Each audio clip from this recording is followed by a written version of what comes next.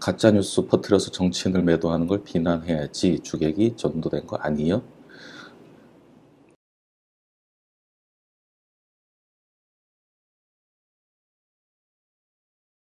형법 구조에 대해서 상식적으로 좀 알아두시면 좋을 것 같아서 간략하게 설명드리면 총칙이 있고 총칙 안에는 뭐 형법의 적용 범위라든지 범죄가 어떻게 성립되는지 과실범은 뭔지 뭐 이런 설명들이 있고요. 그 다음 처벌의 종류, 선고유예, 집행유예 뭐 이런 내용들이 있습니다. 이게 1편이고요. 지금 2편 각칙이라고 돼 있죠. 이게 개별 범죄를 설명하는 내용입니다. 순서를 잘 보시면 지금 2편 각칙 안에 범죄의 성격에 따라 나열이 돼 있어요. 근데 앞에 보시면 국기에 관한 죄, 국교에 관한 죄, 공안, 국가에 관한 범죄들이 나열돼 있습니다. 우리 형법 각칙은 국가적 법익부터 이렇게 나열돼 있어요. 하고 있는 겁니다. 무고의죄까지. 그 다음에 신앙에 관한 죄, 사체모욕, 장례식 방해, 방화죄, 교통방해죄, 마약, 폐, 유가증권, 우로 이런 범죄들은 사회 질서를 위반하는 거예요. 사회적 법익에 관한 범죄다. 이렇게 표현합니다. 성범죄, 도박 여기까지가 사회적 범죄가 되겠습니다. 자, 24장 살인죄부터는 이제 또 성격이 달라져요. 앞에 국가, 사회와 달리 이 살인죄부터는 다 이거는 개인적 법익에 대한 겁니다. 뒤에는 권리행사방해, 절도, 강도 이건 이제 재산범죄라고 해서 개인의 법익 중 특히 재산 침해가 됐을 때 처벌하는 범죄들입니다. 사기, 공갈, 횡령배임, 장물, 손괴까지 이렇게 개인적 법익이 나열되어 있습니다. 이렇게 형법이 끝납니다. 자, 지금 문제되는 명예훼손의 위치는 어디냐면 여기입니다. 33장 명예에 관한 죄 개인적 법익입니다. 국가적 법익, 사회적 법익이 아니라 개인적 법익에 속합니다. 개인과 개인 사이의 일이라는 거예요. 그런데 또 이 명예훼손과 모욕죄는 이 개인적 법익 중에서도 또 특징이 있어요.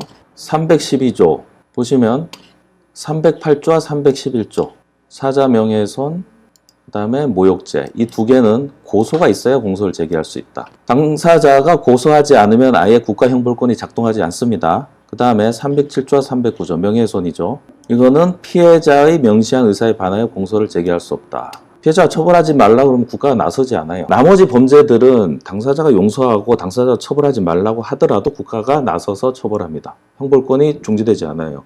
왜냐하면 이 형법은 국가가 가진 형벌권의 행사이기 때문에 그렇습니다. 피해자는 당사자가 아니에요. 그런데 이 명예에 관한 죄는 국가 형벌권이 당사자 의사 앞에 가로막히는 범죄입니다. 즉 개인적 법익 중에서도 가장 개인적 법익이라는 거예요. 당사자 일에 국가가 되도록 나서지 않겠다고 선언하고 있는 겁니다. 자, 이재명 지사가 자기를 비난한 사람을 자기가 고소하는 거 그거 누가 뭐라고 합니까? 개인 대 개인의 일인데 자기 권리를 주장해야죠. 거기에 제3자가 개입할 것도 아니고 저도 나설 필요가 없습니다. 남의 일에 왜 나섭니까? 모르죠. 뭐 저한테 돈을 주고 사건 수임을 한다 그러면 도울 수는 있죠. 그렇지만 원칙적으로 남의 일이기 때문에 그 사람들이 처벌을 받든 말든 상관하지 않습니다. 왜냐하면 지극히 개인적인 개인 사이의 일이기 때문에 그렇습니다. 그런데 그 지지자라는 분들이 이 지극히 개인적인 이 법익에 대해서 당사자를 대신에 고발을 하고 나섰어요. 아니 이재명 지사가 애입니까? 자기 앞가림도 못해요? 자기 권리 주장 못합니까? 다 할 수 있는 분이잖아요. 왜 지지자라는 사람들이 그 훌륭한 분을 애 취급합니까? 첫째는 그게 문제라는 겁니다. 그분이 일반 개인이면은 지지자들 이렇게 나서서 하겠습니까? 권력이 있고 어느 정도 높은 지위에 있으니까 그분을 대신에 고발해주고 이런 일이 생기는 거 아닙니까? 그래서 고발당한 사람들을 돕는 겁니다. 변호사의 역할은 무기대등이에요. 운동장이 기울어지지 않게 돕는 역할을 하는 게 변호사의 역할이고 제가 봤을 때 그분이 권력자가 아니라면 정치인이 아니라면 높은 지위에 있지 않다면 벌어질 수 없는 일, 공평하지 않다고 생각하는 겁니다. 지극히 개인적인 일에 그분을 대신해서 여러 사람이 돕는 건 상관없고 고발당한 사람들을 변호사가 돕는 건 문제가 있다는 겁니까? 오히려 어느 쪽이 더 문제가 있습니까? 저는 제 일을 하는 겁니다. 저는 변호사지만 그쪽 분들은 누굽니까? 경기도 공무원 출신이거나 경기도에서 자금 지원을 받는 언론사 대표거나 어떤 게 더 문제입니까? 비판글을 쓴 걸 옹호하는 게 아닙니다. 그걸 문제 삼으려면 이재명 개인이 고소하시면 돼요. 지금 제가 문제 삼고 있는 건 지금 고발 양상이 지극히 개인적인 법익에 제3자들이 나타나서 이재명 지사를 돕고 있잖아요. 그걸 문제 삼고 있는 겁니다. 그 지지자분들이 이재명 지사를 자기 권리 주장도 못한 사람으로 지금 만들고 있잖아요. 이게 첫째 문제입니다. 그리고 두 번째, 지극히 개인적 법익에 제3자들이 나서서 이렇게 하면 본인이 말릴 수 있잖아요. 이분은 대통령이 되겠다고 지금 나선 사람이에요. 여러분 생각해 보세요. 이분이 만약에 대통령이 됐다. 지금은 지지자들이지만 그때 가서 국가 권력기관들이 검찰이라든지 국정원이라든지 군인이라든지 그 사람을 위해서 민간인을 사찰하고 보복행위를 한다고 해보세요. 겨우 지지자들도 이렇게 하는데 권력기관이 안 그러겠습니까? 가장 더 민감하게 권력자의 심기에 따라서 영향을 받는 기관들인데요. 그때 이분이 대통령이라 해보세요. 지금도 안 말리는데 그때는 말릴까요? 그때 가서 하지 말라고 할까요? 주권자로서 이건 위험하다고 생각하는 거 당연하지 않습니까? 아무렇지도 않습니까 이게? 이명박으로 충분하잖아요 그런 거는. 노무현 대통령이 왜 돌아가셨습니까? 지금 지지자가 그냥 충성심에 대신 고발해 준다 그냥 이 정도로 넘어갈 일입니까? 하나를 보면 열을 알 수 있죠.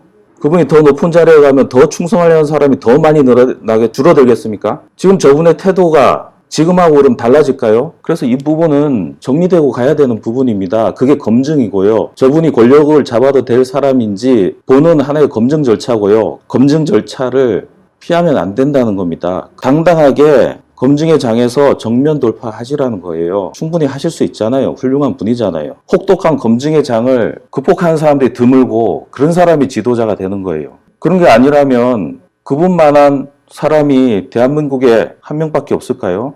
더 훌륭하고 더 실력 있는 사람들 얼마든지 있습니다.